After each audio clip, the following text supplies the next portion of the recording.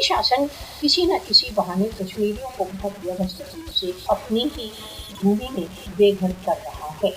केवल गत 2 दिनों में ही काले कानून UAPA के अंतर्गत बारामूला तथा कुपवाड़ा में कश्मीरियों की 5 और जायदादें छीन ली गईं।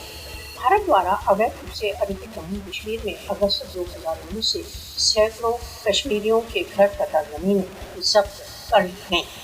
जायदादों पर छीनना मात्र केवल एक राजनीतिक प्रतिशोध है, जिसका लक्ष्य अधिकृत कश्मीर में विरोध को मौन करना है। कश्मीरियों को स्वतंत्रता आंदोलन के समर्थन के लिए लक्षित जायदादों की अटैचमेंट के द्वारा दंड किया जा रहा है।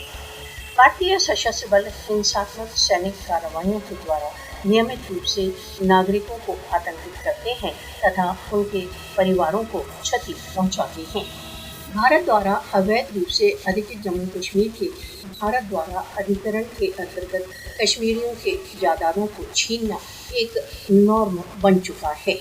प्रत्येक पाशविक चाल, जब्तियां, नाश तथा हत्याएं सभी का कश्मीरियों के स्वतंत्रता संघर्ष को कुचलने के लिए प्रयोग किया जा रहा है।